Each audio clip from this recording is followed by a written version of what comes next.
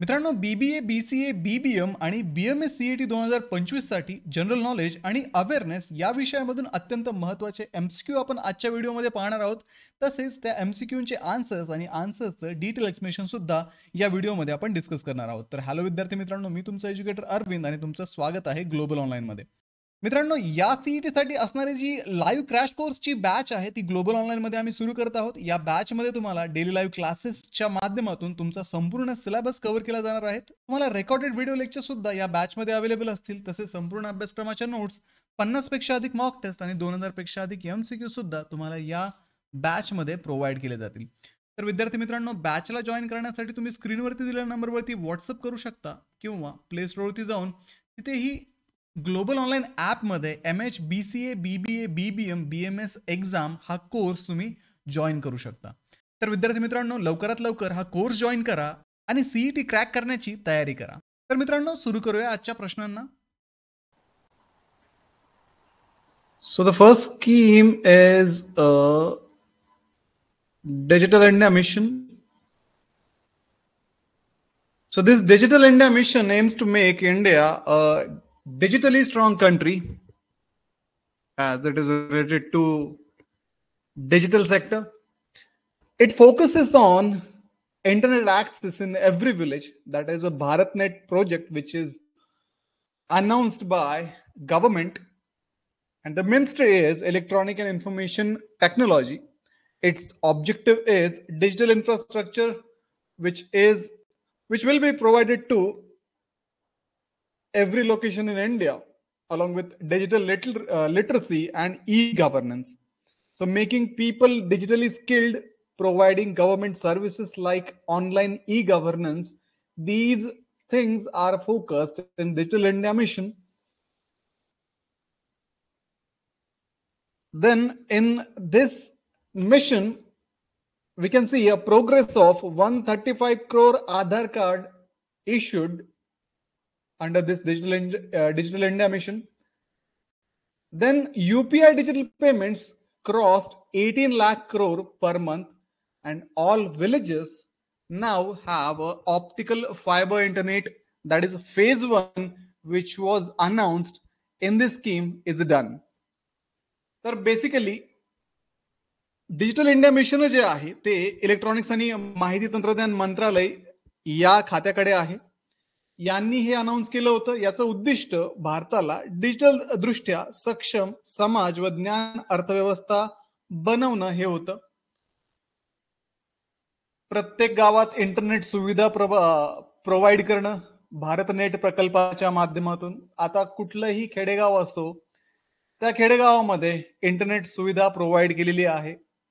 त्याच्यानंतर ज्या गावातल्या ग्रामपंचायती आहेत त्या फायबर ऑप्टिक्सने जोडलेल्या आहेत. लोकांना डिजिटल शिक्षण देणं, शासकीय सेवा ज्या आहेत त्या ऑनलाईन देणं, या सगळ्या गोष्टी या डिजिटल इंडिया मिशन मध्ये आता सुरू आहेत. अगोदर ई गव्हर्नन्स किंवा जे शासकीय कामकाज जे चालायचं ते ऑफलाईन पद्धतीने बऱ्यापैकी चालायचं. मोस्ट ऑफ द गोष्टी ऑफलाईन होत्या. तुम्हाला काही डॉक्युमेंट्स काढायचे असतील, तुम्हाला कुठे काही ऍप्लिकेशन करायचं असेल, एखादी स्कीम असेल गव्हर्नमेंटची, त्याला ऍप्लिकेशन करायचं असेल, तर मोस्ट ऑफ द गोष्टी ह्या ऑफलाईन पहिले व्हायच्या. आता त्याच सगळ्या गोष्टी ऑनलाईन पद्धतीने होतात. त्याला आपण ई गव्हर्नन्स असं म्हणतो. आतापर्यंत भारतामध्ये जवळजवळ 135 कोटी आधार कार्डचं वाटप पूर्ण झालेलं आहे 2025 पर्यंत. युपीआय व्यवहार जे चालू झाले होते ते डिजिटल प्लॅटफॉर्मच्या माध्यमातून केले जातात. फोन पे, गुगल पे, युपीआयच्या माध्यमातून आपण पेमेंट करतो, पेमेंट रिसिव्ह करतो. तर याची जी अमाऊंट आहे ती 18 लाख कोटीवरून अधिक प्रतिमाह, म्हणजे दर महिन्याला 18 लाख कोटींपेक्षा अधिक व्यवहार हे युपीआय पेमेंटच्या माध्यमातून होतात. सर्व गावं जे आहेत ते ऑप्टिकल फायबर्सने जोडलेले आहेत. त्याच्यामध्ये पहिला टप्पा जो आहे तो पूर्ण झालेला आहे. प्रथमेशला आवाज येत नाही. बाकीच्यांना आवाज येतोय का माझा? बाकीच्यांना आवाज येतोय? Hello hello.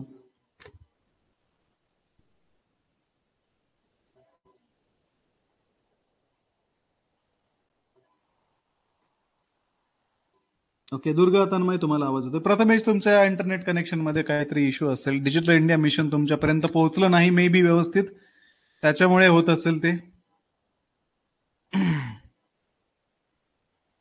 Okay guys, thank you. तर बेसिकली डिजिटल इंडिया मिशन पाहिलं आपण. ओके मयूर, येतोय आवाज तुम्हाला? प्रथमेश, डिजिटल इंडिया मिशन तुमच्यापर्यंत व्यवस्थित पोहोचलं नाही, त्यामुळे होत ते.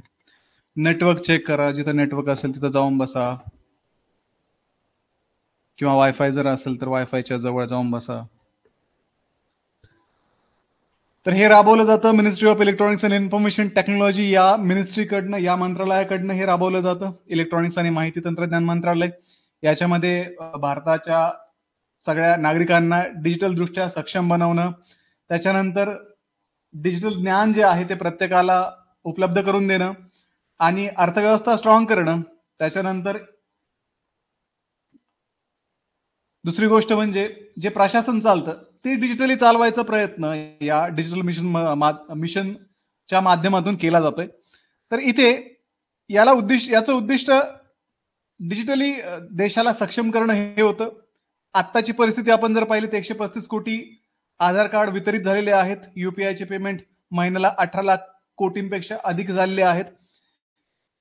आणि भारत नेट या स्कीम अंतर्गत सर्व गावं जे आहेत ते ऑप्टिकल फायबर्सने जोडली गेलेली आहेत. ही आत्ताची परिस्थिती आहे डिजिटल इंडिया मिशनची. आता याच्यावरती जे प्रश्न येतात त्याच्यामध्ये मिशन काय आहे, त्याच्यामध्ये कुठल्या गोष्टी एक्सपेक्टेड आहेत, आणि सध्याची काय परिस्थिती आहे याच्यावरती प्रश्न येऊ शकतात. ठीक आहे. तर कुठली मिनिस्ट्री हे मिशन चालवतं हे पण महत्वाचं आहे, ते पण लक्षात ठेवा. Then next is skill India mission, PMKVY. Ministry is Ministry of Skill Development and Entrepreneurship. Objective is to train youth with industry relevant skill. So in order to train capable youth with the help of industry relevant skills, so those skills which are required in industry to perform a certain job, that kind of a skill is acquired by the competent youth with the help of this Skill India mission, that is organized by or maintained by Ministry of Skill Development and Entrepreneurship. Current status of this scheme is over 1.5 crore youth trained. Focus on AI, robotics, cloud computing in 2025 curriculum. Partnership with IBM, Cisco for tech skill. So in this mission, around 1.5 crore youngsters are trained and they received industry relevant skills to perform a job in industry. This mission focuses on AI, robotics, cloud computing in 2025. Then it's partnership with IBM, Cisco for tech skills. So with the help of these companies, the technological skills are provided to the youngster in India.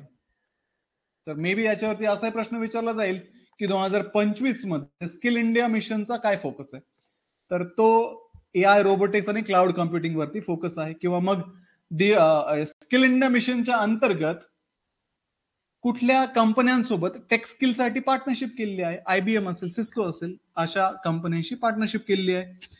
त्याच्यानंतर आहे skill India mission. हे खातं जे आहे कौशल्य विकास आणि उद्योजकता मंत्रालय या खात्याकडनं हे स्किल इंडिया मिशन चालवलं जातं. याचं उद्दिष्ट आहे तरुणांना उद्योगानुकूल कौशल्य प्रशिक्षण देणे.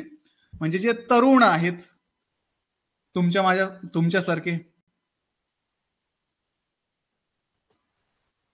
तुमच्यासारखे जे तरुण आहेत अशा तरुणांसाठी हे मिशन चालवलं जातं. PMKVY कोणतरी विचारतंय, एक मिनिट, कोण विचारतंय ते? प्रतिमा, प्राईम मिनिस्टर कौशल्य विकास योजना, PMKVY. त्याला प्राईम मिनिस्टर कौशल्य विकास योजना असं म्हणतात. ठीक आहे. तर हे जे स्किल इंडिया मिशन आहे ते तुमच्यासारख्या तरुणांसाठी चालवलं जातं आणि याच्यामधून तुमच्यासारख्या तरुणांना जॉब साठी रेडी केलं जातं. इंडस्ट्री रिलेव्हंट स्किल जे आहेत, ज्या गोष्टी तुम्हाला इंडस्ट्रीमध्ये करणं आवश्यक आहे, तिथे काम करण्यासाठी जे स्किल तुम्हाला अक्वायर करावं लागतं ते स्किल तुम्हाला या स्किल इंडिया मिशन मध्ये प्रोव्हाइड केलं जातं, शिकवलं जातं. 2025 मध्ये 2025 मध्ये आताची जी परिस्थिती आहे त्याच्यामध्ये जवळजवळ 1.5 कोटीहून अधिक जे तरुण आहेत तुमच्यासारखे, त्यांना प्रशिक्षण देऊन पूर्ण करण्यात आलेलं आहे, त्यांना इंडस्ट्री रेडी करण्यात आलेलं आहे. आणि 2025 मध्ये artificial intelligence, robotics, cloud computing अशा विषयावरती भर देण्यात आला आहे. कारण या गोष्टीमध्ये स्कोप आहे. अलॉंग विथ तुम्ही जो कोर्स करणार आहात त्या कोर्सला सुद्धा स्कोप आहे, ऑब्व्हियसली, म्हणूनच तुम्ही कोर्स करताय. तर त्याच्यासोबत आर्टिफिशियल इंटेलिजन्स असेल, रोबोटिक्स असेल आणि क्लाउड कम्प्युटिंग असेल, अशा टेक्नॉलॉजिकल स्किल अक्वायर करण्यासाठी सुद्धा याच्यामध्ये ट्रेनिंग दिलं जातं. आणि ते ट्रेनिंग IBM असेल, सिस्को असेल, अशा टेक्नॉलॉजिकल कंपन्यांच्या माध्यमातून दिलं जातं. ठीक आहे. तुमच्या माझ्या सारखे sir complete the sentence. Actually तुम्ही लोक तरुण आहात, माझं वय झालं आता. 60 वर्षाच्या वेळेस कुणी तरुण असतंय का? Next is the third scheme is startup India. The ministry which responsible overlooking the scheme is Department of Promotion of Industry and Internal Trade. So they look after the scheme.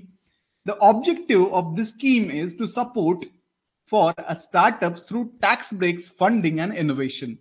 So in the Startup India scheme, those startups which are being run by Indian youth like you, under the scheme, those youngsters or those entrepreneurs are supported. There are some benefits are given, such as tax breaks. In initial phase, there is either less tax or a no tax for a startup. Then funding is provided with the help of a SIDBI. Funding to startup is given. Then innovation. Those innovative ideas are given to the startups, along with the handholding is done with the help of government departments. The current status of this Startup India scheme is over 1.25 lakh DPIT recognized startup in 2025. So up to 2025, there are 1.25 lakh Department of Promotion of Industries and Internal Trade recognized startup. And 45% startups from tier 2 and 3 cities. So those cities which come under tier 2 and 3, from those cities, there are almost 45% startups which are running in India. Around 7,500 crore fund of a fund is allocated with the help of this Startup India scheme. Means that much amount of a fund is given to the startups in India to run their operations. So he Startup India scheme जी आहे याच्यामध्ये उद्योग व अंतर्गत व्यापार संवर्धन विभाग जो आहे तो या स्कीमचं काम पाहतो. याचं उद्दिष्ट आहे नवीन कल्पना ज्या आहेत त्यांना प्रोत्साहन देणं. तुम्हाला जर एखादी नवीन कल्पना सुचत असेल आणि त्याच्या बेसिसवरती तुम्ही एखादा बिझनेस उभा करू शकत असाल तर तुम्हाला स्टार्टअप इंडिया या स्कीम अंतर्गत एकतर प्रोत्साहन दिलं जाईल, करामध्ये सवलत दिली जाईल, निधी दिला जाईल आणि तुम्हाला सहज व्यवसाय करता येईल यासाठी मदत केली जाईल. जर सध्याची परिस्थिती आपण जर याच्यामध्ये पाहिली तर 1.25 लाखांहून अधिक स्टार्टअप्स नोंदणीकृत आहेत DPIIT अंतर्गत 2025 पर्यंत. म्हणजे एवढे सगळे स्टार्टअप इंडियामध्ये सुरू झालेले आहेत. ठीक आहे.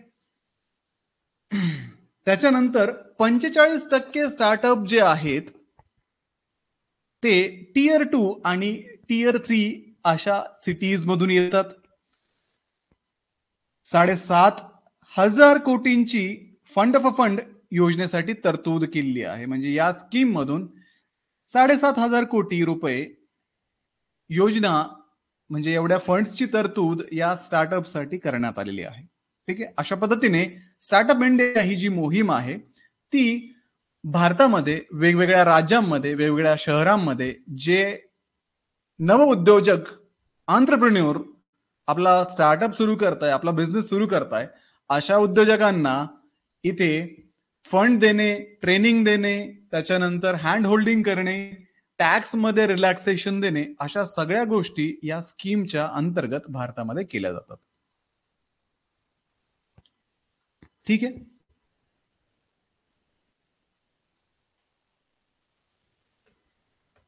एक minute.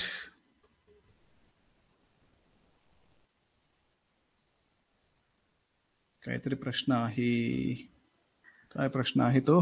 Tier means what? Tier म्हणजे एक लेवल असते त्या शहराची. ठीक आहे. म्हणजे ती लेवल जी ठरवली जाते ती पॉप्युलेशन, त्याच्यानंतर काय इकॉनॉमिक ऍक्टिव्हिटी चालते, इन्फ्रास्ट्रक्चर काय आहे त्यांच्याकडे, याच्यावरनं त्या सिटीचं टियर ठरलं जातं. टियर 1 जर आहे तर त्याच्यामध्ये मुंबई, दिल्ली, बँगलोर, चेन्नई, हैदराबाद, कोलकाता अशा सिटी येतात. टियर 2 ज्या असतात त्याच्यामध्ये आपलं पुणे, नागपूर, लखनौ वगैरे अशा सिटी आहेत. टियर 3 जे आहे त्याच्यामध्ये छोट्या छोट्या सिटी येतात. म्हणजे जे जिल्हा लेवलच्या सिटीज आहेत त्या टियर 3 मध्ये येतात. कोल्हापूर असेल, नांदेड असेल, अहिल्यानगर असेल, अकोला असेल, या सिटी टियर 3 मध्ये येतात. म्हणजे तिथे लोकसंख्या किती आहे, इकॉनॉमिक ऍक्टिव्हिटी काय चालते त्या सिटीमध्ये, त्याच्यानंतर तिथे कुठले कुठले इन्फ्रास्ट्रक्चर आहेत, या सगळ्यावरनं या सिटीजची वर्गवारी केली जाते टियर 1, टियर 2 आणि टियर 3 मध्ये. ठीक आहे.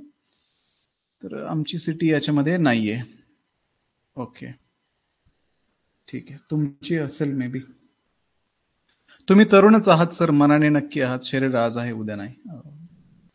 Great, well sed.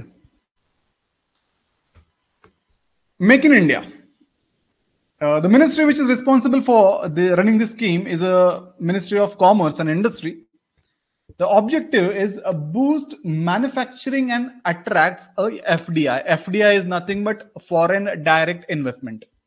So in order to boost the manufacturing sector in India, there must be increase in manufacturing of goods which are we importing from another countries. So those kind of goods are now being produced in-house in India under this Make in India scheme. Then there is a objective of attracting foreign direct investment, that is investment which is being made by foreign companies in India, that is also focused in Make in India scheme. Current status of this scheme is foreign direct investment, that is FDI inflow, is $85 billion in 2024-25. 85 अब्ज dollar एवढा एफडीआयचा inflow आहे. म्हणजे एवढा पैसा भारतामध्ये invest होतोय foreign direct इन्व्हेस्टमेंटच्या माध्यमातून. परदेशी कंपन्यांची होणारी जी गुंतवणूक आहे भारतामध्ये, मग ते इथे येऊन त्यांचे प्लांट सेटअप करणं असो किंवा इथल्या कंपन्या अक्वायर करणं असो, या सगळ्या गोष्टी एफडीआयच्या माध्यमातून केल्या जातात. Then electronics and hardware among top performing sectors. So these are some sectors which are performing highly under this Make in India scheme, because we are relying on countries like China for electronics and IT hardware. So after launching this scheme, these two sectors, that is electronics and IT hardware, are booming in Indian market. So linked to Atmanirbhar Bharat initiative, it is also linked with Atmanirbhar Bharat initiative, means we are now manufacturing goods which we needed inside India. That means we are becoming Atmanirbhar. Okay, so this was one of the initiative of Ministry of Commerce and Industries, which is run by Government of India. Make in India scheme जी आहे त्याच्यामध्ये वाणिज्य आणि उद्योग मंत्रालय जे आहे हे खातं ही स्कीम चालवते. त्याच्यानंतर देशांतर्गत उत्पन्न वाढवणे, उत्पादन वाढवणे, वेगवेगळ्या वस्तूंचं, ज्या गोष्टी आज आपल्याला आयात करावं लागतात दुसऱ्या देशामधून.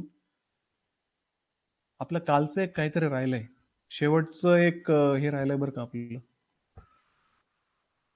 काल जे आपण पाहत होतो. ओके, आठवलं मला, ऑर्गनायझेशन एक शेवटची राहिली. ठीक आहे, ते सोडा, आपण घेऊयात ते. तर मेक इन इंडिया स्कीम जी आहे त्याच्यामध्ये देशांतर्गत उत्पादन वाढवणं, ज्या वस्तू आपल्याला आयात कराव्या लागतात त्या गोष्टी जर आपण देशात बनवल्या तर आपलं परकीय चलन जे आहे ते आपल्याकडेच राहील. दुसरी गोष्ट, परकीय गुंतवणूक जी आहे ती आपण आकर्षित करू शकतो. याच्यामध्ये काय होतं, परकीय कंपन्या ज्या आहेत, बाहेरच्या देशातील कंपन्या ज्या आहेत, त्या आयदर आपल्याकडे येऊन त्यांचे प्लांट उभे करतात. आपल्याकडची जी वर्कफोर्स आहे ते त्यांच्याकडे त्यांच्या त्या प्लांटमध्ये एम्प्लॉय करतात. आपल्याला इथे जॉब्स अवेलेबल होतात आणि कंपनी जरी परदेशी असली, कंपनी जरी बाहेरची असली, तरी पण ज्यावेळेस इंडियामध्ये हे मॅन्युफॅक्चर केलं जातं त्यावेळेस त्या प्रोडक्टचं कॉन्ट्रीब्युशन जे होतं ते इंडियाच्या जीडीपीला होतं. मग ते प्रोडक्ट असतील, मग त्या सर्व्हिसेस असतील, काहीही असो. ओपेक राहिलंय आपलं, राईट मयूर? तर मग हे या स्कीम मधून साध्य करण्यात येत आहे. सध्याची परिस्थिती जर पाहिली तर 85 अब्ज डॉलर्स जे आहेत ते भारतामध्ये एफडीआयच्या माध्यमातून, फॉरेन डायरेक्ट इन्व्हेस्टमेंट, परकीय थेट गुंतवणुकीच्या माध्यमातून भारतामध्ये इन्व्हेस्ट झालेले आहेत. इलेक्ट्रॉनिक्स असेल, आयटी हार्डवेअर असेल, अशा क्षेत्रामध्ये या स्कीम नंतर प्रगती झालेली आहे. कारण इलेक्ट्रॉनिक्ससाठी पहिले आपण चायनावरती डिपेंडंट होतो किंवा दुसऱ्या ज्या कंपन्या, दुसरे जे देश आहेत ज्याच्यामधून आपण इलेक्ट्रॉनिक्स इम्पोर्ट करत होतो, आता तिकडनं त्या गोष्टी इम्पोर्ट करण्यापेक्षा भारतामध्येच त्या बनवल्या जात आहेत. त्याच्यानंतर आयटी हार्डवेअर क्षेत्र असेल, त्या सुद्धा गोष्टी आपण भारतामध्येच आता मॅन्युफॅक्चर बऱ्यापैकी करतोय. आणि ही स्कीम जी आहे ती आत्मनिर्भर भारत या स्कीमशी संलग्न आहे. प्रतिमा म्हणताय की आपली मॅन पॉवर व त्यांचे प्रॉडक्ट पण आपलेच राहतात टेक्निकली ते, कारण इथे त्यांचा प्लांट चालतो, इथून ते रिसोर्सेस पण वापरतात, प्रॉफिट त्यांचं राहतं, पण शेवटी त्या मॅन्युफॅक्चर्ड गुड्स असतील किंवा सर्व्हिसेस प्रोव्हाइड करत असेल ती कंपनी, त्याचं शेवटी कॉन्ट्रीब्युशन जे होतं ते भारताच्या जीडीपीला होतं. ठीक आहे. त्याच्यामुळे या स्कीमच्या माध्यमातून अल्टिमेटली भारताची इकॉनॉमी जी आहे ती ग्रो करणार आहे. त्यानंतर पुढे आहे National Education Policy, that is NEP 2020. Ministry of Education. Its objective is flexible, skill-oriented, multidisciplinary education. So the education which is being provided in India, that must be a flexible, accessible to everyone.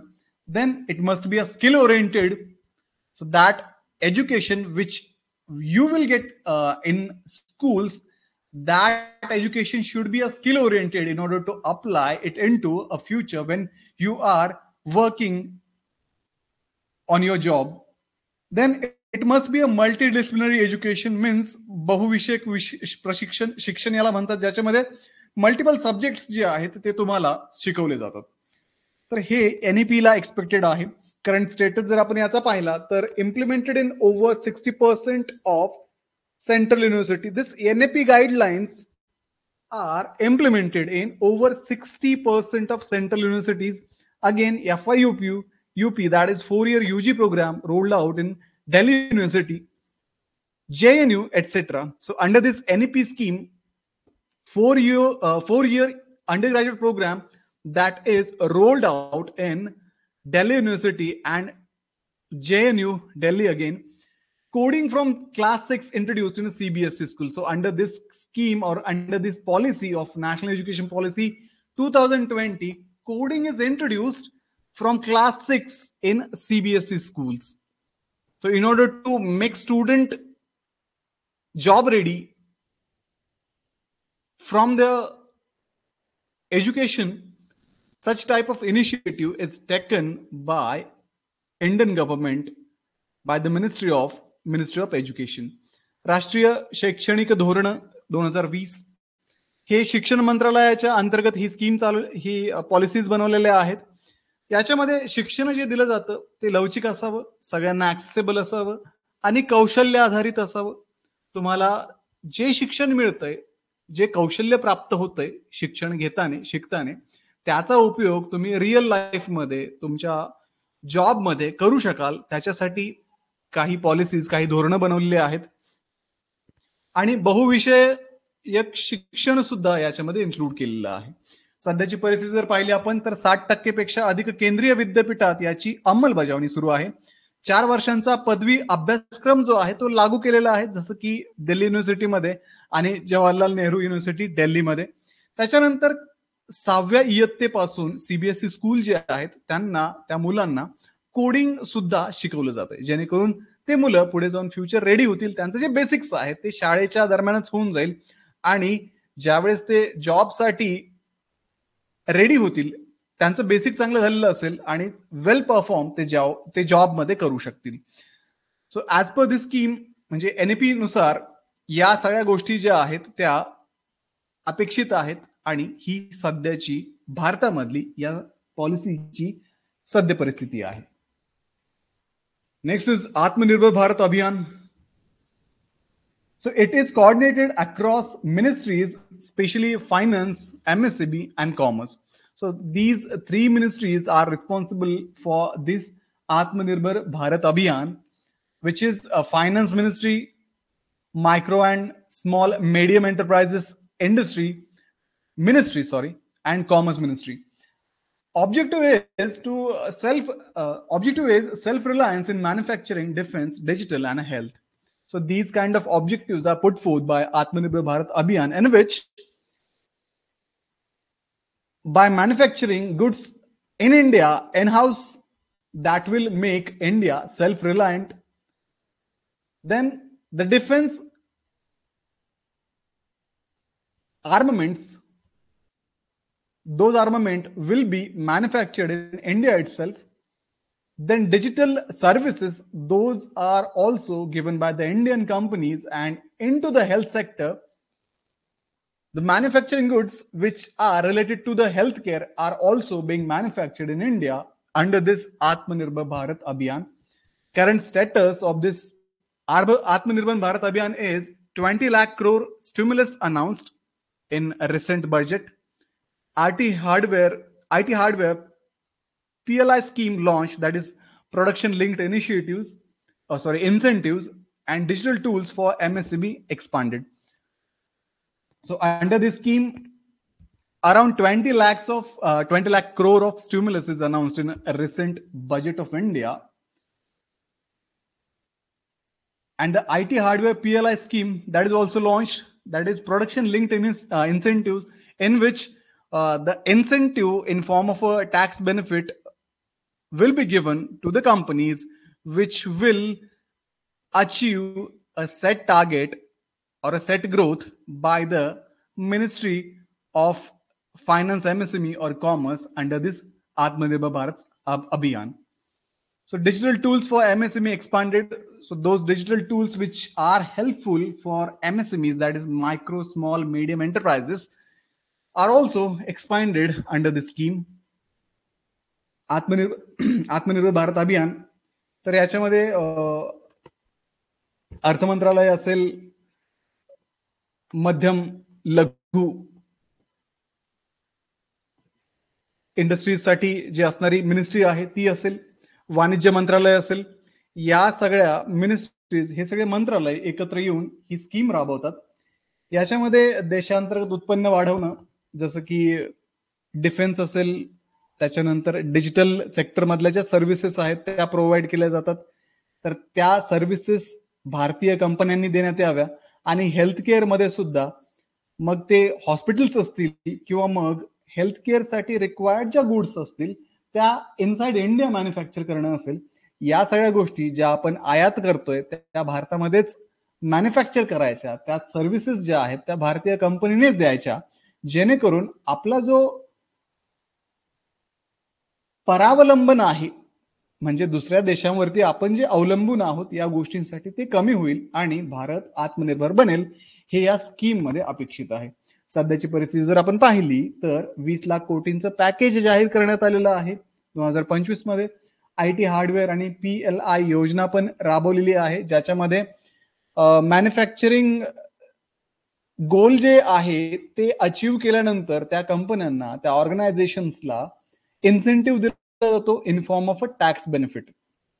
त्याच्यानंतर ज्या MSME आहेत, छोटे मध्यम लघु उद्योग जे आहेत, त्या उद्योगांसाठी डिजिटल साधनांचा जो वापर आहे तो याच्यामध्ये वाढवण्यात आलेला आहे. तर अशा पद्धतीने आत्मनिर्भर भारत स्कीम भारतामध्ये राबवली जाते.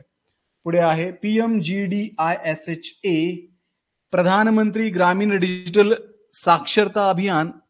The ministry responsible for this scheme is Electronic and IT Ministry. Objective is to make rural citizens digitally literate. So in order to make rural citizens aware of digital platforms, digital media, this scheme or this abhiyan is run by Electronic and IT Ministry of India. So current status is over 6 crore beneficiaries trained, 2025 target achieved. Focus on women, SC/ST and rural student. So this abhiyan is solely focus on the digital awareness into the rural sector, in which in 2025 over 6 crore beneficiaries are trained with the help of these digital mediums. Along with this mission focuses on women, SC/STs and rural students. So these are some focus point of this mission, which is run by Ministry of Electronic and IT Ministry in India. तर PM ग्रामीण digital साक्षरता अभियान, ज्याच्यामध्ये electronics आणि माहिती तंत्रज्ञान मंत्रालय जे आहे ते हे अभियान राबवतं. ग्रामीण भारतात डिजिटल साक्षरता वाढवणं असेल, लोकांना डिजिटल प्लॅटफॉर्मचं ट्रेनिंग देणं असेल, ओळख करून देणं असेल, लोकांमध्ये त्याच्याविषयी जनजागृती करणं असेल, या सगळ्या गोष्टी या अभियाना अंतर्गत भारतामध्ये केल्या जातात. सध्याची परिस्थिती आपण जर पाहिली तर 6 कोटी नागरिकांना प्रशिक्षण दिलेलं आहे. 2025चं लक्ष्य पूर्ण झालेलं आहे, याच्यामध्ये टार्गेट अचीव्ह केलेलं आहे मिनिस्ट्रीने या वर्षीचं 7 महिन्यामध्ये. तसेच महिला असतील, अनुसूचित जाती असतील, जमाती असतील, विद्यार्थी असतील, यांच्यावरती सुद्धा या अभियाना अंतर्गत भर देण्यात आलेला आहे. अशा गटांना डिजिटल साक्षरता देण्याचं काम या अभियानाच्या माध्यमातून भारतामध्ये केलं जातं. ठीक आहे. Next is national cyber security policy. The ministry responsible is MEITY, that is Electronics and IT Ministry of India, with CRT in as a implementing agency. CRT is one of the implementing agency which is responsible for implementation of national cyber security policy in India. So objective is to secure cyberspace, train professionals and protect data. So they have their own role, such as securing a cyberspace. So the internet is ensured that it is secure by this national cyber security policy. Then professionals are trained under this scheme or under this policy in order to keep that internet secure and accessible to everyone. And they are also responsible for protecting data and privacy of an internet user in India. Then current status of this scheme in India is new cyber policy draft expected in 2025. So there is a work going on in which new policies are being made which are related to the internet usage, privacy and data protection of users, in which new responsibilities will be given to the internet service providers and IT companies which are working in India. Then cyber coordination center active, those kind of centers which are coordinating with Ministry of IT, and those are responsible for safeguarding the internet with the help of national cyber security policy. Around 5 lakh cyber security professionals targeted by 2026. So there is a requirement of cyber professionals, cyber security professionals, which will work under this policy in order to maintain internet as a safe space to its users. तर राष्ट्रीय cyber सुरक्षा धोरण याच्यामध्ये cyber security जी आहे त्याच्यावरती लक्ष केंद्रित केलं जातं. जे इंटरनेट वापरकर्ते आहेत त्यांना, ते जे इंटरनेट वापरणार आहेत त्यांचा जो वापर आहे तो सेफ आणि सिक्युअर व्हावा, याचं काम जे आहे हे नॅशनल सायबर सिक्युरिटी पॉलिसी मध्ये होतं. तर ministry of electronics and IT he ministry याच्यासाठी रिस्पॉन्सिबल असून भारताचे सायबर अवकाश सुरक्षित ठेवणं, म्हणजे जो इंटरनेट स्पेस आहे, इंटरनेट स्पेस म्हणजे अवकाश नव्हे लिटरली, तुम्ही इंटरनेट वापरताय, मी इंटरनेट वापरतोय, इंटरनेट सर्व्हिस प्रोव्हायडर आहेत इंडियामध्ये जे इंटरनेटची सर्व्हिस प्रोव्हाइड करतात, IT कंपन्याज आहेत ज्या सायबर सिक्युरिटीमध्ये काम करतात, सर्व्हर्स आहेत इंडियामध्ये वेगवेगळ्या कंपन्यांचे. या सगळ्या गोष्टी सिक्युअर ठेवण्यासाठी प्रोफेशनल्स ट्रेन केले जातात. त्याच्यानंतर हा जो डेटा आहे, प्रायव्हसी आहे, ती प्रोटेक्ट करणं या IT प्रोफेशनलचं किंवा सायबर सिक्युरिटी प्रोफेशनल्सचं काम असतं अंडर दिस नॅशनल सिक्युरिटी पॉलिसी. तर 2025 मध्ये नवीन सायबर धोरण येण्याची शक्यता आहे, ज्याच्यामध्ये ज्या ISPs आहेत, इंटरनेट सर्व्हिस प्रोव्हायडर्स, त्याच्यानंतर IT इन्फ्रास्ट्रक्चरवाल्या कंपन्या ज्या आहेत किंवा आपले सर्व्हर्स जे इंडियामध्ये मॅनेज करतात, तर अशा कंपन्यांना प्रायव्हसी सिक्युरिटीसाठी, त्याच्यानंतर डेटा प्रोटेक्शनसाठी अजून कडक नियम या नवीन धोरणामध्ये येणं अपेक्षित आहे.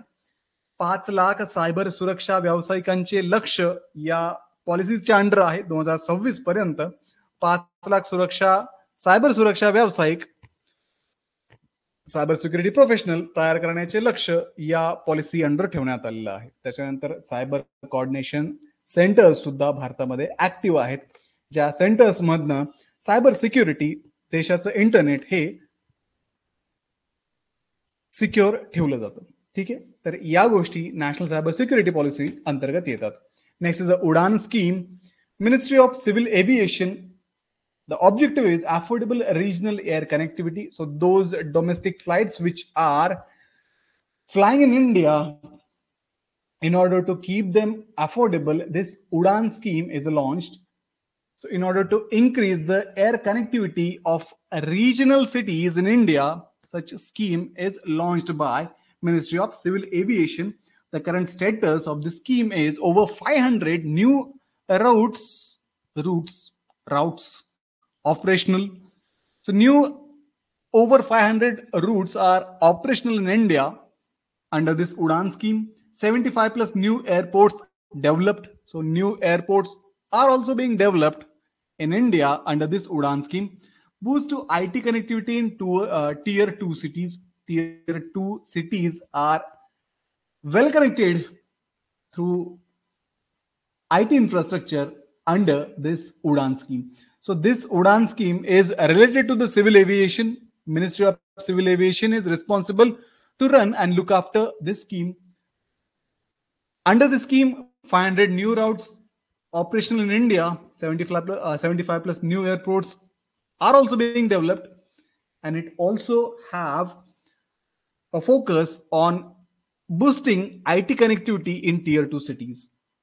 तर उडान योजना जी आहे ती भारतामध्ये चालू आहे, ज्याच्यामध्ये नागरी विमान वाहतूक मंत्रालय ही योजना राबवतं. याच्यामध्ये नवीन 500 जे विमान मार्ग आहेत, नवीन विमान मार्ग ते सुरू आहेत, त्यांचं बांधकाम सुरू आहे. विमान मार्गांचं बांधकाम सुरू आहे असं म्हणता येत नाही. तर रूट्स हे भारतामध्ये चालू आहेत. त्याच्यानंतर 75 पेक्षा अधिक नवीन विमानतळांची उभारणी या स्कीम मधून करण्यात आली आहे. टियर 2 सिटीज ज्या आहेत त्या शहरांमध्ये IT सुविधांमध्ये सुद्धा या स्कीमच्या अंडर वाढ करण्यात आलेली आहे. तर कमी दरामध्ये जी प्रादेशिक विमान सेवा आहे, जर तुम्हाला पुण्यावरनं मुंबईला जायचं असेल, मुंबईवरनं दिल्लीला जायचं असेल, ही जी प्रादेशिक विमान वाहतूक आहे, प्रवाशांची वाहतूक आहे, ती सुलभ व्हावी, कमी दरामध्ये व्हावी, कमी खर्चामध्ये व्हावी, त्याच्यामुळे ही उडान स्कीम राबवण्यात आलेली आहे. ठीक आहे. Next is Ayushman Bharat Digital Mission, ABDM. The ministry which is responsible for this scheme is Ministry of Health and Family Welfare. It create a digital health ID for every citizen. So every citizen which is residing in India, similarly to Aadhaar ID, a health ID is given or being given to every citizen, in which the record of a health of that person will be maintained. Current status is over 50 crore health IDs generated. Then integration with the hospitals, diagnostic labs, which is ongoing. API access given to insurance and health apps. So current status of this scheme is around 50 crore health IDs are generated. Similarly to the Aadhaar number, there is one health ID that is under Ayushman Bharat Digital Mission. That health ID is useful in tracking the medical history of that person. If that person undergone a kind of operation or any surgery, or that person is affected by any particular disease, that can be tracked with the help of this ID. Again, this Ayushman Bharat digital mission is also being integrated with the hospitals' diagnostic labs. That process is ongoing in 2025. Then API access, that is application program interface, means API, that access is given to insurance and health apps. By using that API access, insurance companies and health apps can get data directly from the government resources or government data centers with the help of this API access. आता जे लोक familiar आहेत internet प्रोग्रॅमिंगच्या बाबतीमध्ये, चला software development असं कोणी ऐकलं असेल, त्याच्यामध्ये API तुम्ही ऐकलं असेल, ऍप्लिकेशन प्रोग्राम इंटरफेस, ज्याच्यामध्ये डेटा हे करण्यासाठी, ऍक्सेस करण्यासाठी APIचा वापर केला जातो. That is a different part, let it be.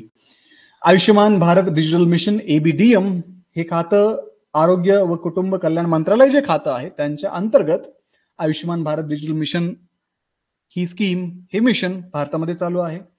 याचं उद्दिष्ट आहे प्रत्येक नागरिकासाठी डिजिटल हेल्थ आयडी बनवणं. ज्या आयडीच्या अंतर्गत त्या व्यक्तीची जी मेडिकल हिस्ट्री असेल ती सगळी स्टोर राहील. रुग्णालय असतील, डायग्नोस्टिक लॅब्स असतील, त्यांच्याशी संलग्नता चालू आहे. म्हणजे उद्या जर तुम्हाला काही आजार झाला तर हॉस्पिटलमध्ये गेल्यानंतर, जसं तुम्हाला बँकेमध्ये आधार कार्ड विचारलं जातं, हॉस्पिटलमध्ये उद्या तुम्हाला डिजिटल आयडी विचारलं जाऊ शकतं, ज्याच्या अंतर्गत तुमची जी हेल्थ कंडिशन असेल ती मॅप केली जाऊ शकते. आणि कुठल्याही ठिकाणी, कुठल्याही हॉस्पिटलमध्ये तुमची जी पास्ट हिस्ट्री आहे ती ट्रॅक करण्याची सुविधा या डिजिटल आयडीने होऊ शकते. त्यासाठीच रुग्णालय आणि डायग्नोस्टिक लॅब्स ज्या असतात त्यांच्यासोबत इंटिग्रेशन यांचं चालू आहे. विमा असेल, आरोग्य ऍप्स असतील, त्यांना API ऍक्सेस देण्यात आलेला आहे, ज्याचा वापर करून हे जे विमा कंपन्या आहेत, जर तुम्ही विमा घेतला एखाद्या कंपनीचा, तर समजा खोटं बोलून तुम्ही विमा घेतला आणि या API ऍक्सेसच्या माध्यमातून ती विमा कंपनी तुमचा मग जो हेल्थ रेकॉर्ड आहे ते चेक करू शकते. तुम्हाला स्वतःहून सांगण्याची पण गरज पडणार नाही. तर अशा पद्धतीने इंटिग्रेशन चालू आहे 2025 मध्ये. The next is One Nation, One Ration Card, ONORC. Ministry responsible for this scheme is Ministry of Consumer Affairs, Food and Public Distribution. Objective is nationwide portability of ration benefits. So under this scheme, a person, if that person belongs to Maharashtra and if he is settling in UP for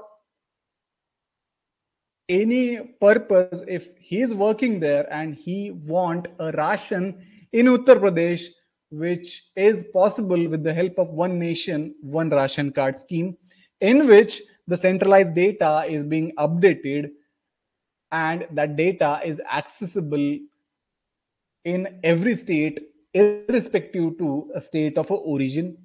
Current status of this scheme is implemented in all 36 states and UTs. Over 81 crore beneficiaries under NFSA Aadhaar-based authentication is used. So in this initiative, this implemented in almost all states and UTs in India, over 81 crore beneficiaries are under National Food Security Abhiyan, are incorporated in this One Nation, One Ration Card mission.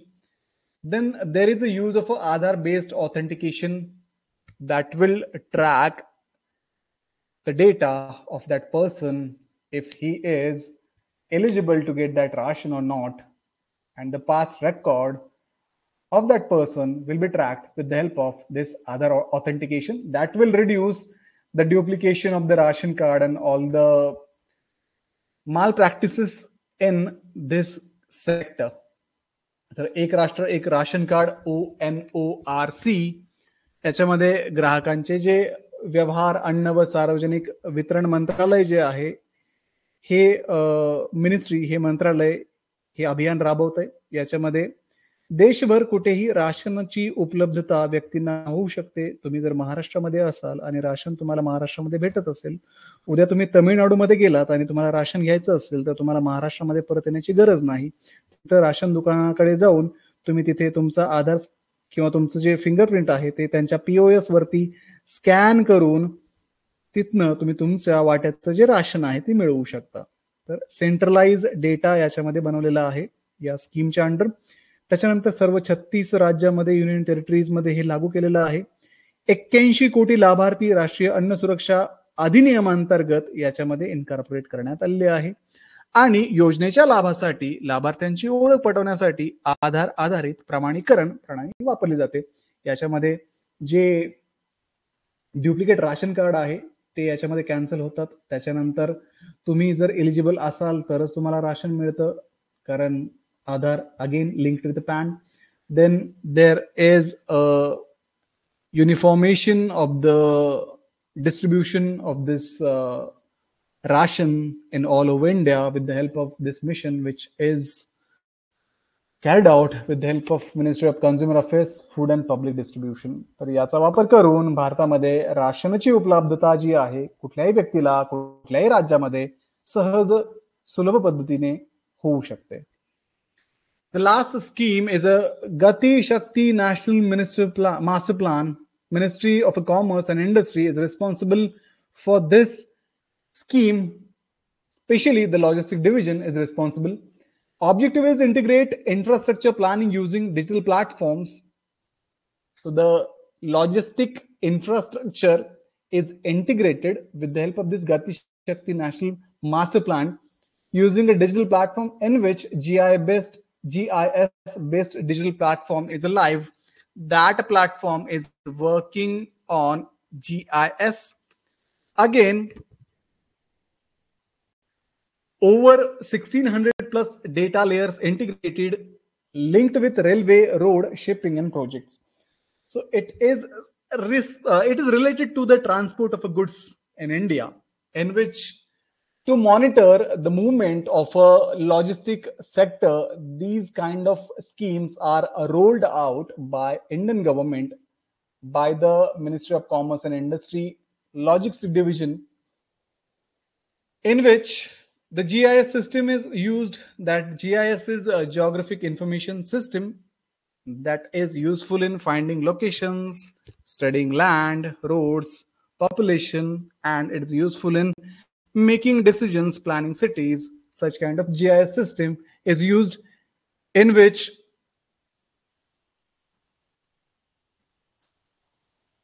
this scheme is rolled out by Indian government recently. So under this scheme, various initiatives are taken by Indian government, in which GIS system is used, 600 plus data layers are integrated. Then it is also linked with railways, road and shipping projects. 36 states plus union territories. 8 union territories त्याच्यामध्ये included आहेत. 28 state मध्ये Mayur. Union territories 8 आणि 28 राज्य म्हणजे 36. बहुतेक 36च होत असेल. Calculator वरती करून पहा किती होतं. तर याच्यामध्ये 1600 पेक्षा अधिक डेटा लेयर्स म्हणजे डेटा पॉइंट्स याच्यामध्ये स्टडी केले जातात, अप्लाय केले जातात. रस्ते असेल, रेल्वे वाहतूक असेल, बंदर योजना असतील, यांच्याशी ही जी गतिशक्ती नॅशनल मास्टर प्लॅन स्कीम जी आहे ती इंटिग्रेटेड केलेली आहे. थोडक्यात देशामध्ये मालाची जी वाहतूक होते ती कशा पद्धतीने होते हे मॉनिटर करण्यासाठी ही स्कीम रोल आउट केलेली आहे. 8 युनियन टेरिटरीज आहेत मयूर आणि 28 राज्य आहेत. 28 अधिक 8 म्हणजे 36. ठीक आहे.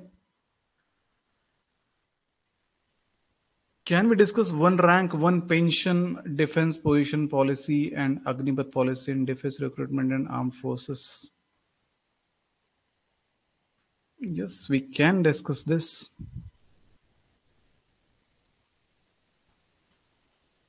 बरं, अजून कुणाला काही प्रॉब्लेम याच्यामध्ये, काही अडचण, काही समजलं नाही, डोक्यावरून गेलं? उद्याच्या लेक्चरमध्ये आपण ते 2 स्कीम ज्या आहेत, अग्निपथ, 1 रँक 1 पेन्शन, त्या स्कीम डिस्कस करूयात. काही प्रॉब्लेम नाही.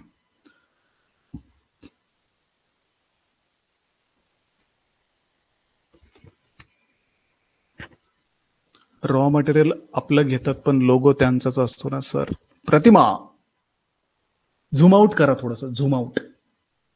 पूर्ण देश पहा, देशाची इकॉनॉमी पहा आणि त्या इकॉनॉमीला होणारं कॉन्ट्रीब्युशन पहा. मग तुम्हाला त्याचा बेनिफिट कळेल.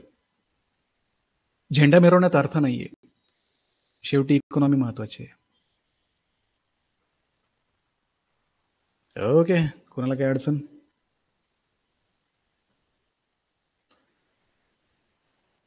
पैसा महत्वाचा असतो प्रतिमा. शेवटी बाहेरच्या कंपन्या येऊन आपल्याकडे प्रोडक्शन करताय, त्यांचा लोगो लावताय, पण शेवटी कॉन्ट्रीब्युशन तर आपल्या जीडीपीला होत आहे ना.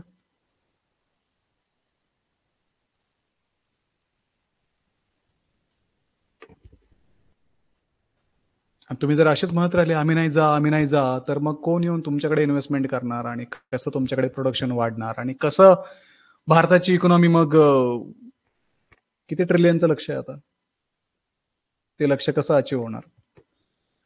एनिवे, भारतामध्ये जर तुम्हाला इकॉनॉमीला बूस्ट करायचं असेल, एवढे सगळे कोट्यवधी लोक घेऊन वागायचं असेल, तर इकॉनॉमी ग्रो होणं महत्वाचंच आहे. कुठल्याही प्रकारे, येणं केनं प्रकारे म्हणतो आपण त्याला, कुठल्याही प्रकारे. कारण बऱ्याचशा टेक्नॉलॉजी आहेत, बरेचसे पेटंट आहेत, ते आपल्याकडे नाही आहेत ना, तर मग ते कुठून तरी घ्यावे लागतील. आता सगळं तुम्हालाच येतंय, तर मग का तुमची अर्थव्यवस्था जगात 1 नंबरला नाहीये? कारण तुम्ही कुठेतरी कमी आहात म्हणून नाहीये. म्हणून आपल्याला फॉरेन डायरेक्ट इन्व्हेस्टमेंटची गरज आहे. आता एवढे सगळे डोके भारतामध्ये आहेत, त्या डोक्यांना काहीतरी जॉब पण पाहिजे ना.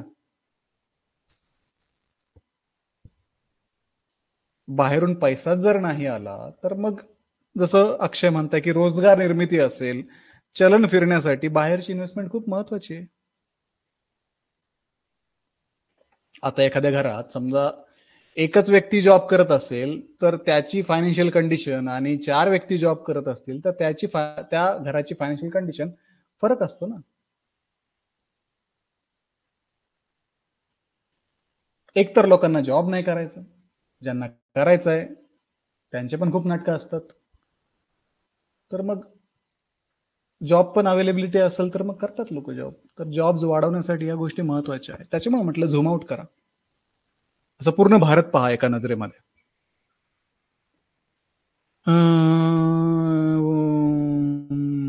मयूर त्यातला शेवटचा बाकी आहे, तो घेईल मी. ठीक आहे गाईज, भेटूयात उद्या. Thank you all. आजचं पोथी वाचन संपलेलं आहे, बाकीचं आपण उद्या घेऊयात.